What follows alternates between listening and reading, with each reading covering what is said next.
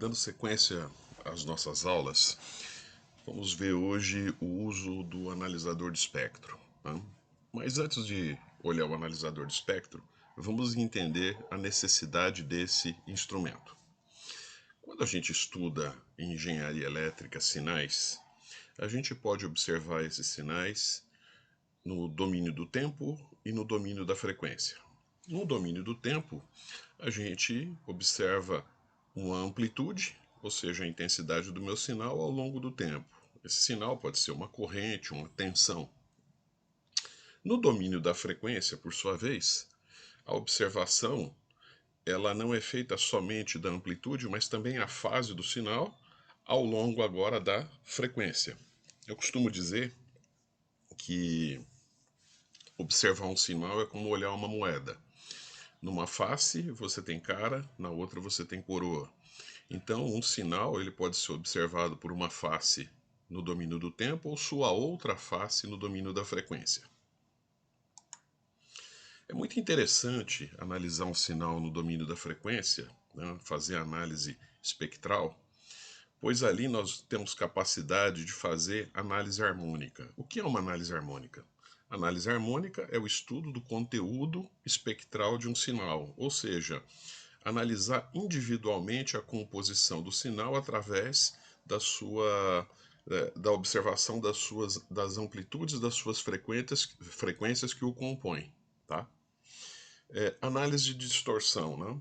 Se eu projetar, por exemplo, um amplificador, né, ou colocar na sua entrada um sinal senoidal e observar na sua saída o resultado, né, é difícil fazer qualquer análise quantitativa observando isso no osciloscópio.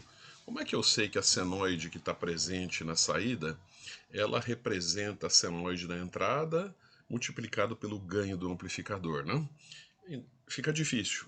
No entanto, eu posso fazer uma análise espectral e descobrir através das componentes do espectro desse sinal, né, se existem raias, se existem energias em frequências que não estavam presentes no sinal da entrada, fazendo assim uma análise da distorção que o amplificador introduziu no meu sinal. Um outro campo que encontra uma grande utilidade da análise espectral é o estudo de interferências. EMC em inglês é Electromagnetic Compatibility. Cada vez mais nós vivemos num mundo onde equipamentos eletrônicos, né, estão presentes. E é importante que esses equipamentos eletrônicos coexistam harmonicamente.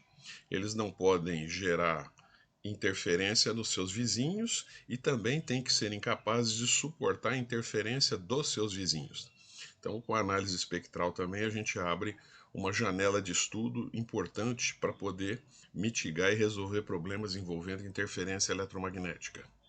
Por fim, eu posso fazer o estudo de modulações, as diversas modulações existentes, analógicas e digitais, e observar a ocupação do espectro, a eficiência de uma modulação sobre a outra, né, baseado na análise espectral do sinal modulado.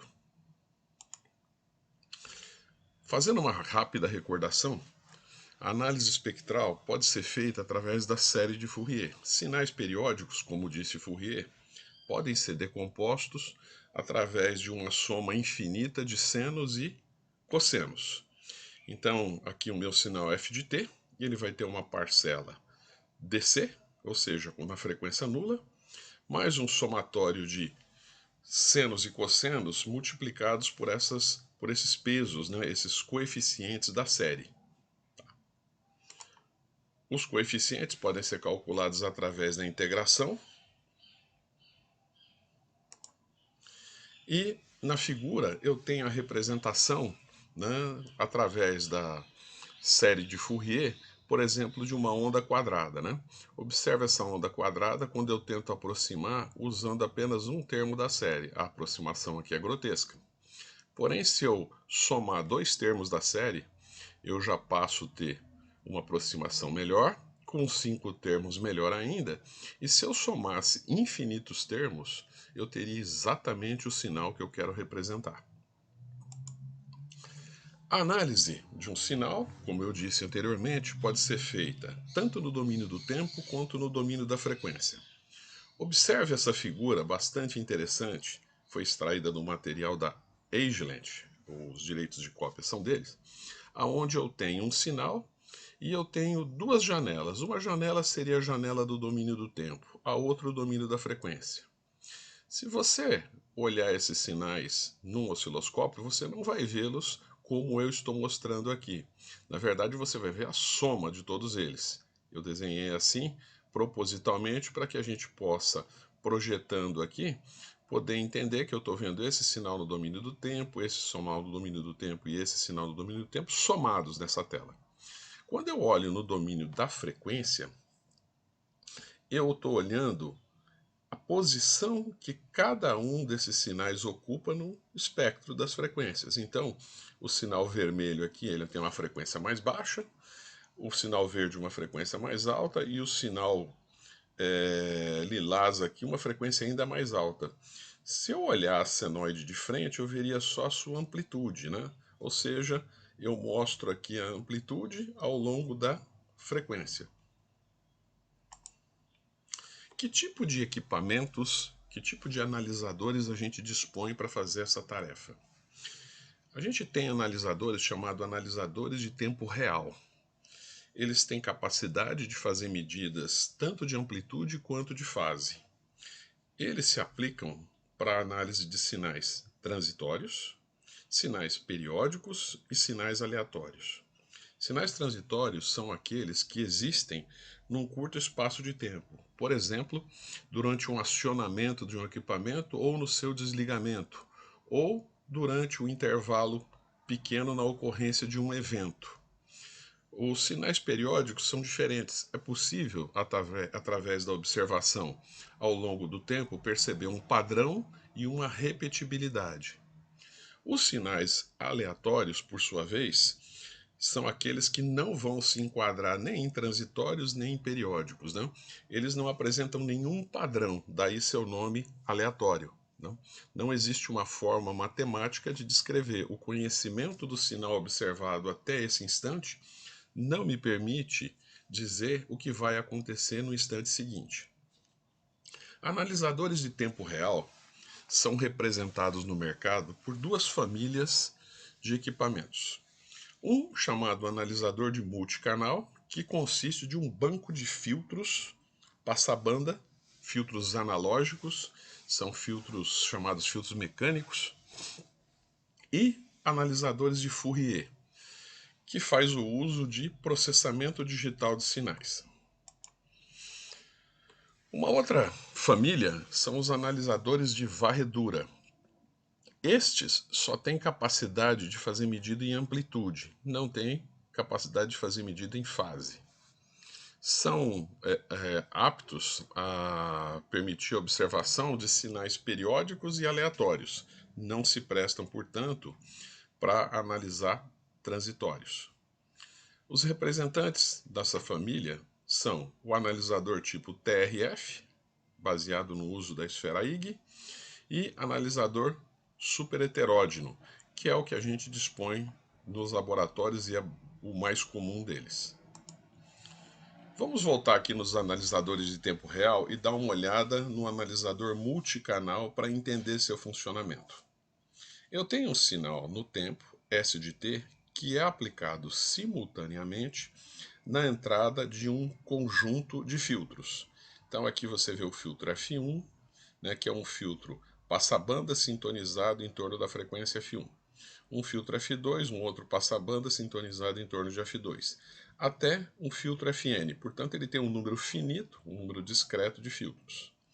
A saída de cada filtro entrega um detetor que vai permitir que eu tenha a informação de amplitude.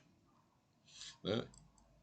Cada detetor, por sua vez, vai ter sua saída presente num seletor. Esse seletor, acoplado a um gerador de varredura, vai fazer a seleção, né, o gerador de varredura com o seletor vai fazer a seleção do que eu estou mostrando no meu display. Né? Então o gerador de varredura vai varrer essa tela da esquerda para a direita usando o mesmo princípio de um tubo de raios catódicos, o mesmo princípio que a gente tem na televisão. Então, à medida que ele varre, ele também vai mudando a posição e vai mostrando a saída de um filtro diferente, até chegar na última frequência, onde ele vem, retorna aqui, né, uma onda dente de serra, e começa tudo de novo. Dessa maneira, através dos dados do detetor, eu sou capaz de mostrar a frequência e a fase, né, de um determinado sinal. O analisador de tempo real multicanal é um analisador bastante caro e ele tem uma faixa de utilização em frequência bastante restrita. Ele tem sérias limitações, porque como eu tenho um número finito de filtros, a banda de operação do meu analisador é dado pela somatória das bandas de cada filtro individual. Então a maior frequência que eu posso observar é exatamente determinada pela frequência do último filtro que eu tenho, né? Esse filtro tem uma certa largura, que a gente chama de RBW, Resolution Bandwidth, né? Essa largura vai ser muito importante para que eu possa discernir dois sinais próximos em frequência.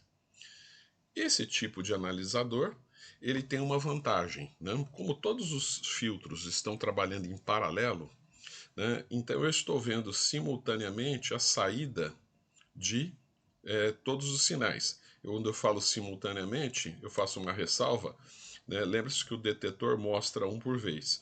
Se essa varredura for suficientemente rápida, eu poderia dizer que o que está sendo mostrado no display é uma fotografia muito próxima do que está presente na saída de cada detetor.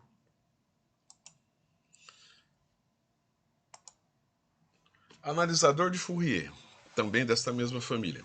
Esse analisador, ele é do conhecimento de vocês já utilizaram, né? Ele usa técnicas matemáticas, as transformadas discretas e a transformada rápida de Fourier. O meu sinal, ele é entregue a um amostrador, que segue o critério de Nyquist. O sinal amostrado é processado num DSP e visualizado numa tela. Então, aquele osciloscópio em bancada com a função FFT faz exatamente isso, tá? A limitação desse tipo de analisador está na capacidade de amostragem e processamento. Lembrando que, se um sinal S de T é composto por uma série de frequências, se eu tomar a maior frequência dele, e lembrando o teorema de Nyquist, a frequência desse amostrador tem que ser, no mínimo, o dobro da frequência presente na entrada do amostrador.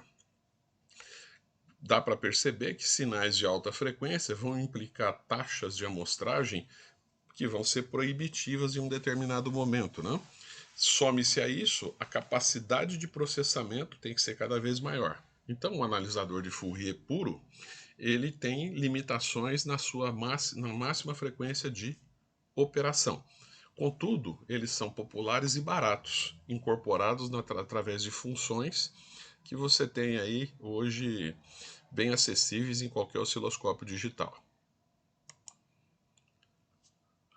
Na família de analisadores de varredura, eu vou mencionar um analisador bastante raro hoje em dia, que é que cuja operação baseia-se, né, no uso de um filtro que é sintonizável. Eu só tenho um filtro, porém, aplicando um sinal, uma tensão sobre esse filtro, eu consigo deslocar sua posição no espectro, como se fosse um sintonizador de um rádio, né? À medida que você gira o botão, você muda o ponto de sintonia. Então, o meu sinal S de T, ele é escaneado por um filtro sintonizável que vai se mover em frequência com um determinado tempo, né? Que é dado por um gerador de varredura. O sinal presente na saída do filtro é entregue a um detetor e, finalmente, o sinal é apresentado num display. Então, eu faço a varredura, mudamos da posição do filtro, vou mostrando a saída do filtro no display. Ao final da varredura, eu retorno no ponto inicial e continuo mostrando o sinal continuamente, né? Então, funciona o nosso analisador super heterógeno. O sinal é aplicado na entrada do equipamento do instrumento. O primeiro bloco que eu encontro aqui é um atenuador de RF que tem por finalidade limitar a potência que vai ser entregue a um filtro pré-seletor. Esse atenuador de RF é configurável, né? Eu posso aumentar a atenuação e diminuir a atenuação dependendo do que eu quero observar. Tá? Após o atenuador de RF, existe um filtro pré-seletor. Esse filtro pré-seletor me permite, se eu tiver um conhecimento prévio do que eu quero observar, restringir a faixa de frequência, tá? Fazendo com que toda a capacidade do instrumento seja voltado para me mostrar o sinal dentro da faixa de frequência que eu selecionei. Na saída do filtro, a gente tem a parte mais sensível, né, do nosso instrumento, é um mixer, um misturador.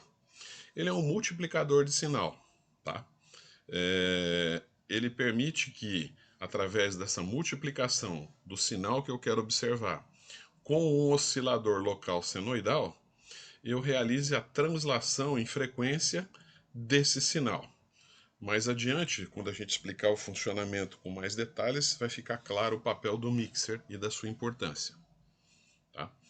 Depois o sinal, depois que é multiplicado, ele passa num filtro de FI, ou seja, uma frequência intermediária fixa, aonde ele vai ser atenuado se necessário e depois ele vai ser filtrado. Não? Por fim, é entregue a um amplificador logaritmo, porque ele faz uma compressão do sinal, né? Passo num detetor, um último filtro de vídeo, e o sinal é apresentado no display da seguinte forma. Um gerador de varredura, aqui onde está sendo mostrada uma onda dente de serra, controla simultaneamente o meu oscilador local, na verdade isso aqui é um VCO, Voltage Controlled Oscillator, um oscilador controlado por tensão, cuja frequência muda quando eu mudo a tensão de controle.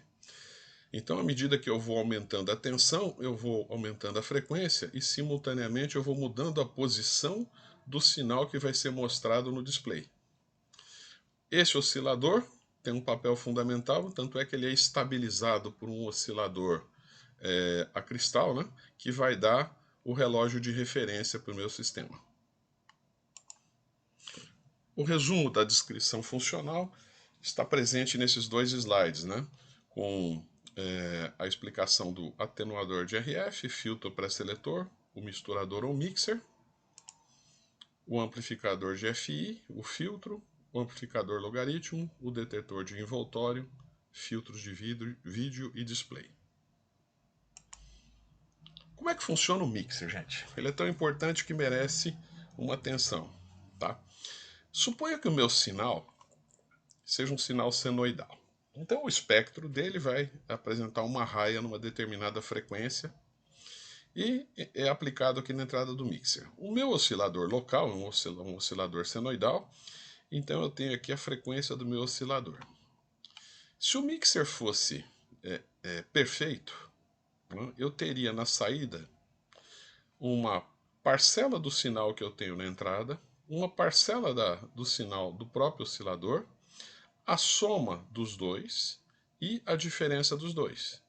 Tá? Então é como se fosse um AM. Né? Então eu vou ter 4 sinais presentes. Isso se o mixer fosse ideal. Contudo, como é que é construído um mixer? A gente tem que lembrar daquela região de joelho, da curva de joelho de um diodo. É uma região não linear.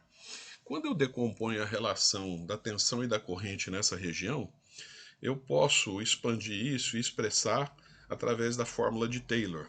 Só que eu vou ter vários termos ali de ordens superiores que vão ter o papel de introduzir distorções, né, fazendo com que o meu mixer não seja ideal. Eu não tenho um dispositivo que faz uma multiplicação exata. Né? A gente faz o uso dessa região de joelho para poder compor um multiplicador.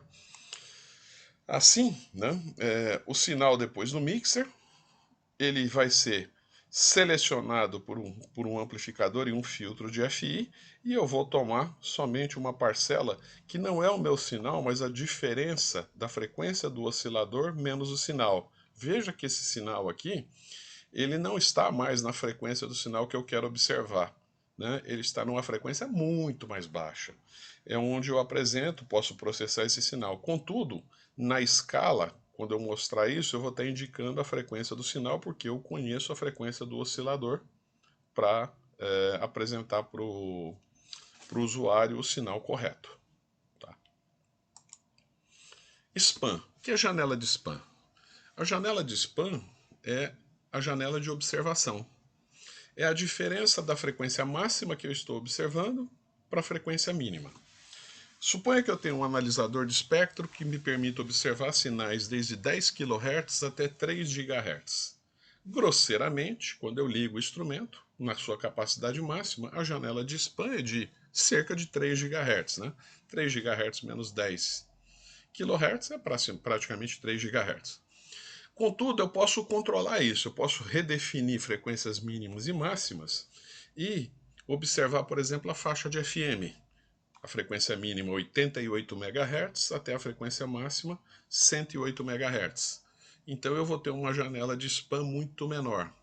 Isso é interessante porque à medida que eu diminuo minha janela de spam, eu vou empregando toda a capacidade do instrumento para observar, né, o meu sinal com melhor precisão. Né? Então o spam simplesmente é a diferença então dessa frequência máxima e da frequência mínima.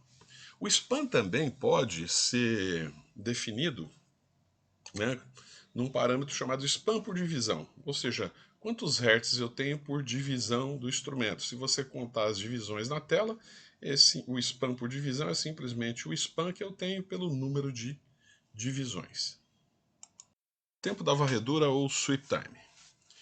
O sweep time é o tempo que eu gasto, né, que o gerador de varredura despende para poder fazer com que todo o span selecionado seja coberto, ou seja, para que eu possa varrer da frequência mínima até a frequência máxima.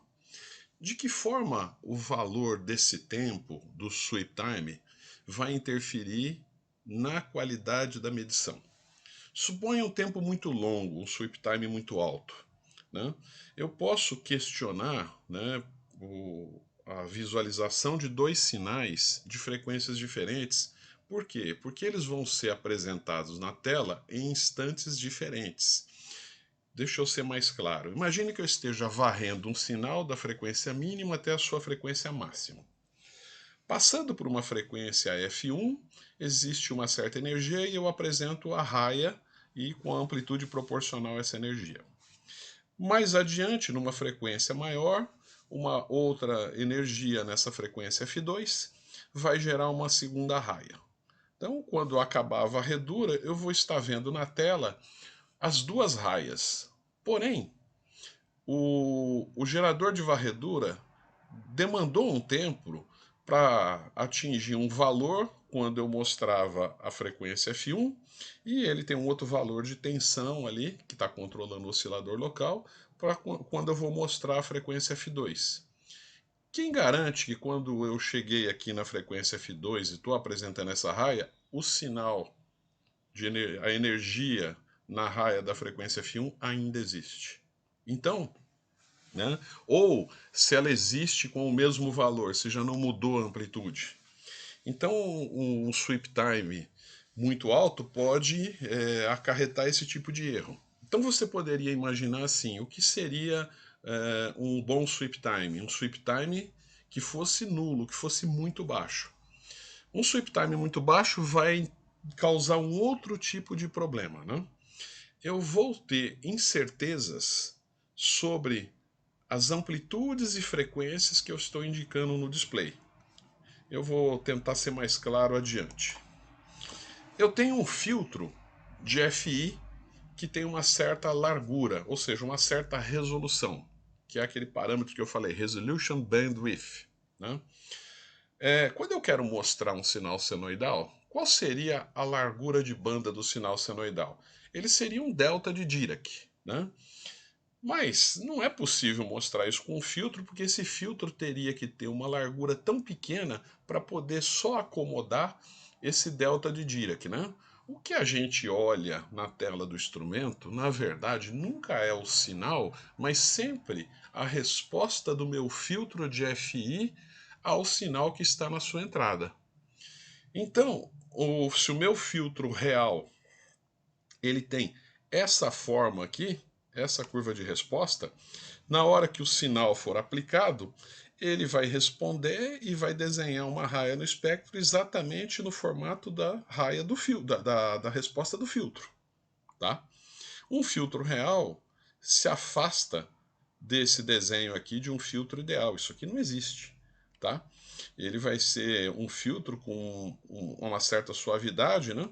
E a gente pode até definir um parâmetro chamado fator de forma do filtro, que é a razão entre a largura de banda medida no ponto que está 60 decibéis abaixo do máximo do sinal, pela largura de banda medida no ponto que ele está 3 dB abaixo. Então, esse fator de forma, né, vai definir é, vai definir quão abrupto ou quão suave meu filtro é. Né? Para um filtro ideal, o fator de forma deveria ser 1. Né? Ou seja, a ponto que ele cai 3 dB e o ponto que cai 60 dB tem a mesma largura. Então, porém, os filtros reais vão ter fatores de forma muito maiores que a unidade. Quanto maior, mais suave. Né? Resolução. O que é resolução? Resolução é a capacidade de eu separar, de eu discriminar dois sinais que têm mesma amplitude, porém são muito próximos em frequência. Eu tenho aqui três figuras, né, de sinais que foram apresentados. Na primeira figura, a resolução do meu filtro de FI, o meu RBW, era 10 kHz, e eu mostrei isso aqui na tela. Bom, se você não for cuidadoso, você vai falar, nossa, existe energia aqui em torno desse sinal aqui, na frequência que está sintonizado. Quando eu reduzo a largura de banda do meu filtro de FI, o mesmo sinal presente na entrada do instrumento vai ter sua representação dada por essa resposta que eu tenho aqui no meio. O filtro agora tem uma certa resolução que ele é capaz de me mostrar que eu não tenho um sinal, mas provavelmente eu tenho dois. Se eu usar um filtro de FI ainda mais estreito, né, eu percebo claramente que o que eu tenho, na verdade, são dois sinais próximos em frequência e não um só quando eu estava mostrando no primeiro caso. Né? Quem define essa situação é o parâmetro RBW, né? E isso vai definir qual vai ser, né, a capacidade de discriminar a seletividade do meu instrumento. Né? É óbvio que eu tenho que pensar então que essa apresentação dada pelo meu filtro de FI, né, seria melhor se eu usasse um filtro com a menor resolução possível. Porém, um filtro com a menor resolução possível vai tender a esse caso que é o filtro ideal, com respostas cada vez mais abruptas. Isso vai introduzir um novo problema. Tá? Aqui ainda, olha só o que aconteceu. Eu tenho um erro de resolução, amplitudes, né? O meu sinal real é o azul e o sinal mostrado aqui é o preto. Né? Eu perdi essa informação na hora de apresentar. Então, como eu dizia anteriormente, filtros com resolução muito pequena, ou seja, filtros mais abruptos, têm tempo de resposta maior. Então eu tenho que esperar o filtro apresentar na sua saída o sinal. Quanto mais abrupto for, mais lento ele vai ser. O que acontece? O sweep time vai ter que aumentar, porque eu tenho que respeitar a resposta do filtro. Então, quando eu aplico o sinal na entrada do filtro, eu tenho que fazer com que a varredura do meu oscilador local ali seja mais lenta para dar tempo do filtro responder, eu analisar aquilo e mostrar. Se eu varrer muito rápido, né, o meu sinal aqui indicado em azul pontilhado, né, não vai ser mostrado corretamente. Veja que o meu filtro tem um delay, tem um atraso, por isso que o sinal está mostrado à direita na sua perspectiva. Ele nem atingiu o máximo e o meu VCO está mudando a sintonia do filtro, fazendo com que eu mostre incorretamente a amplitude. Então, se o sweep time ainda estiver muito alto, eu corro o risco de mostrar até na posição errada a raia, fazendo com que o sinal mostrado seja o vermelho e não o sinal correto, que é o azul. É importante lembrar que um filtro real, que é o que a gente tem dentro do nosso instrumento, jamais vai ter uma resposta instantânea. Isso não existe. Como é que eu calculo o sweep time? Já que ele é tão importante. Um sweep time muito alto dá problema de simultaneidade. Um sweep time muito baixo dá problema com o filtro. Né? Sweep time vai depender do tipo de filtro que eu estou usando. Né?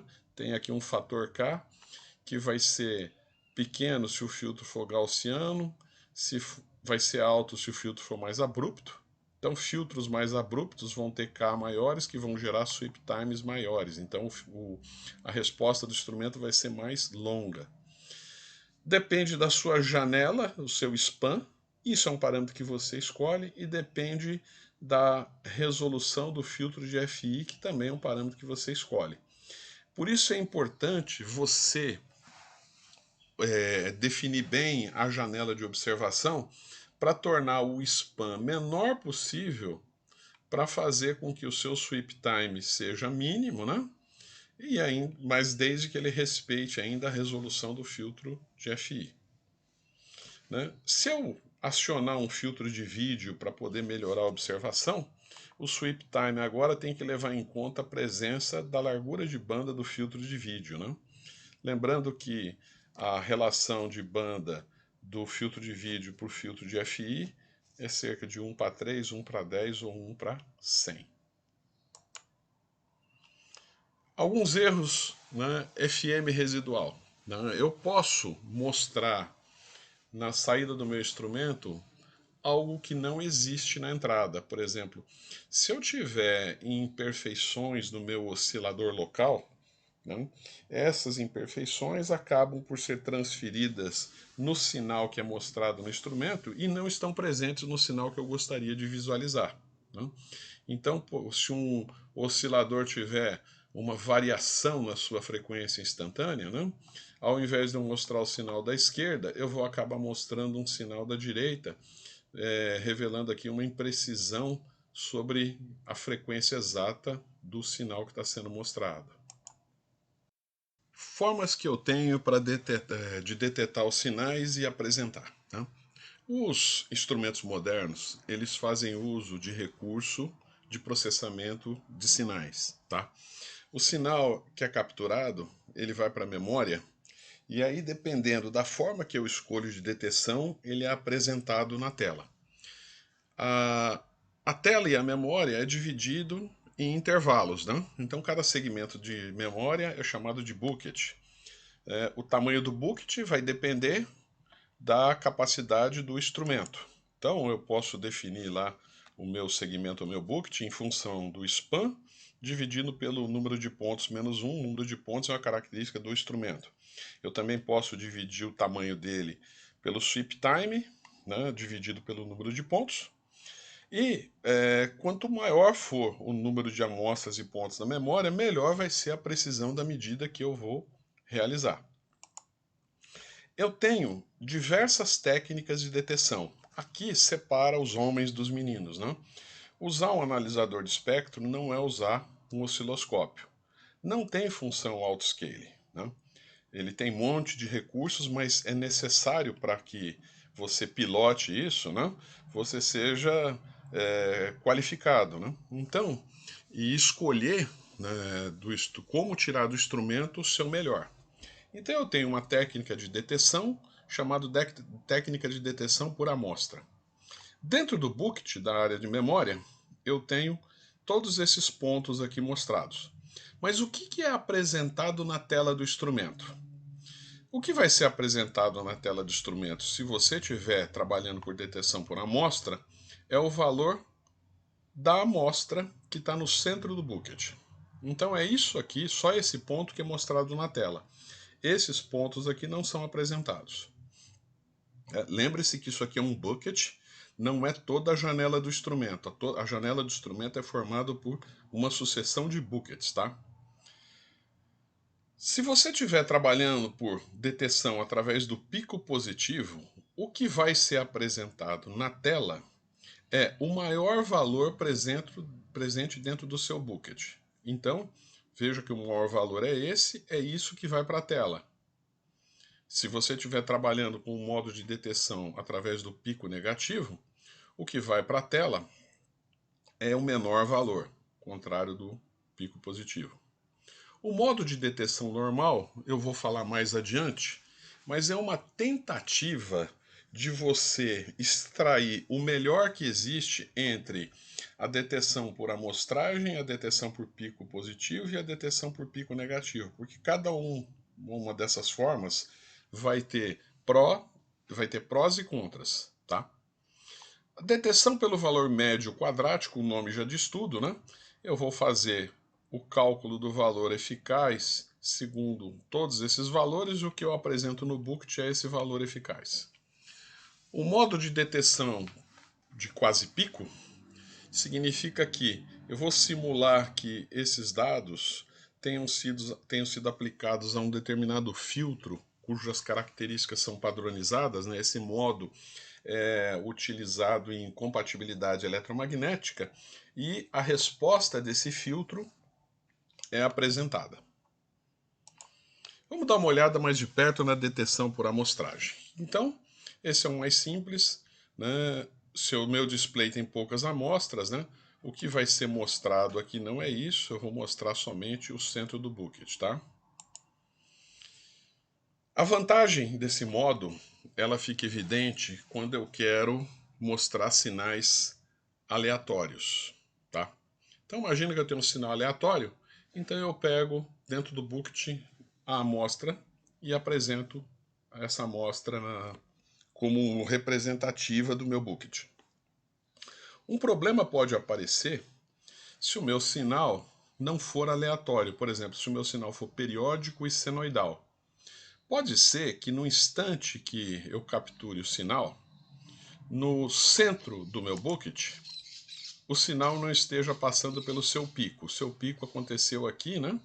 E é um sinal senoidal, e eu estou pegando a amostra nessa posição. Então o que eu estou mostrando na tela não corresponde ao pico real de um sinal periódico, né? Então vai gerar um erro na informação de amplitude. Ou, eventualmente, eu posso até perder essa informação e não mostrar nada. E aí um erro mais grosseiro.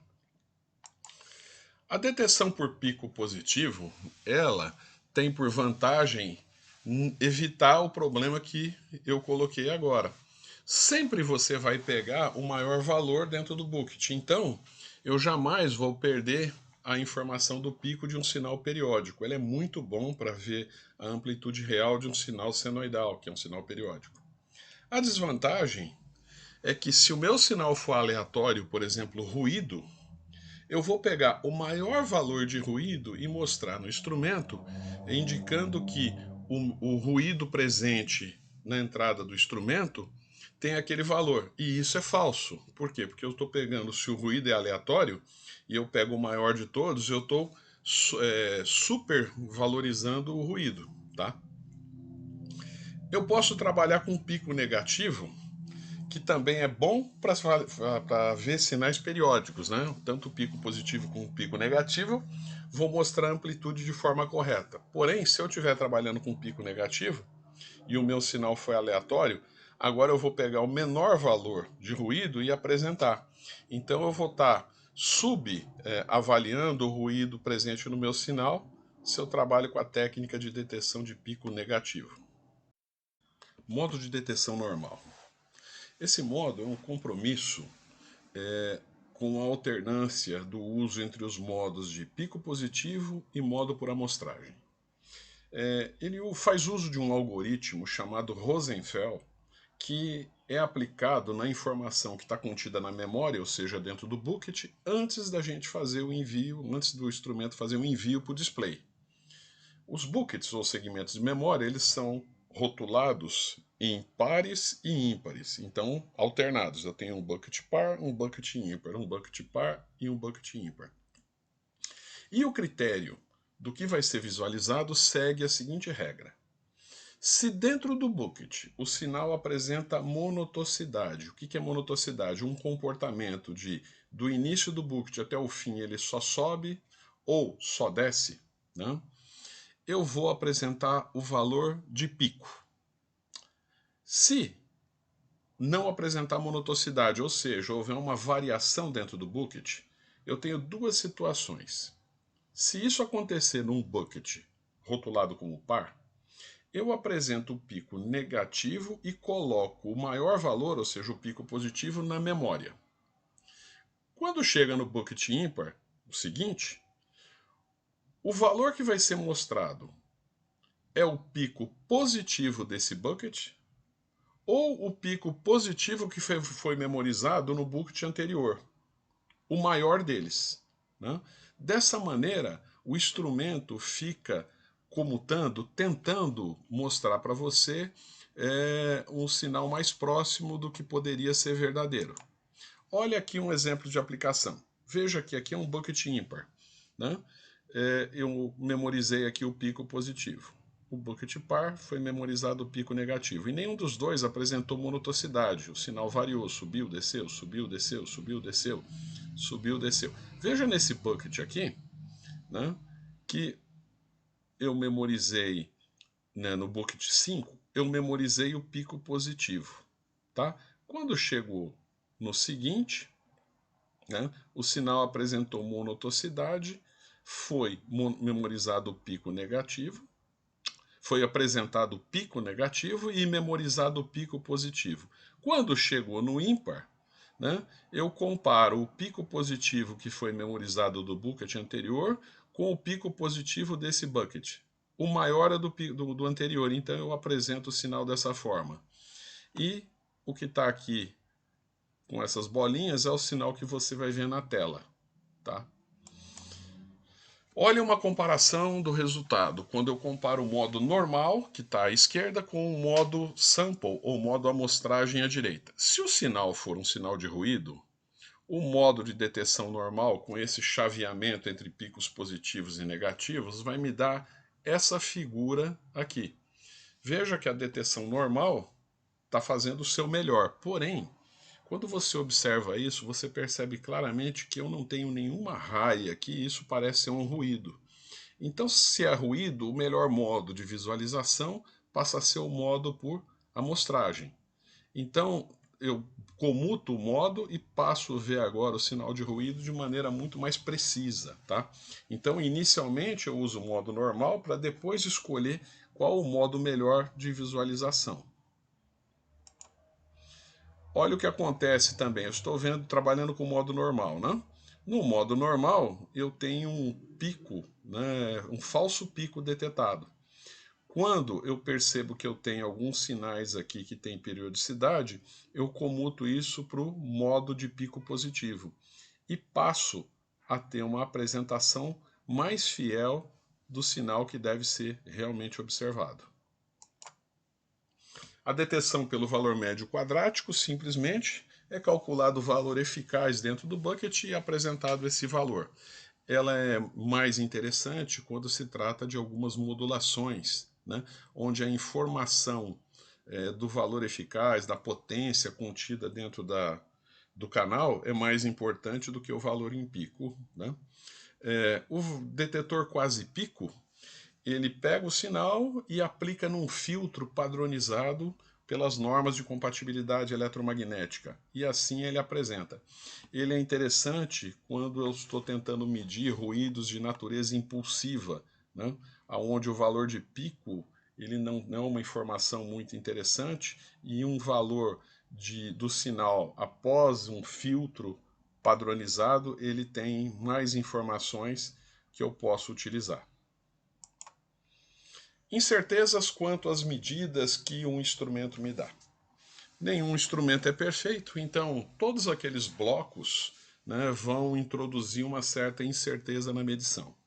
O primeiro bloco é o atenuador de RF. Quando eu programo uma certa atenuação naquele atenuador, eu não posso acreditar que programando 10 decibéis de atenuação, o atenuador vai apresentar 10 decibéis em toda a faixa de frequência que eu vou observar. Contudo, bons fabricantes de instrumento sabem qual é a curva, o comportamento do atenuador e fazem uma compensação do valor que vai ser apresentado na tela, levando em conta que o atenuador tem variações ao longo da frequência. Ainda assim, com o passar do tempo, né, e a mudanças, deteriorações, né, ou em inglês seria o fading, né, esse esse comportamento pode acabar introduzindo uma incerteza na leitura de amplitude que pode oscilar de meio até 1 decibel. O mixer, o nosso multiplicador, nosso misturador, ele vai ser implementado utilizando um dispositivo não linear.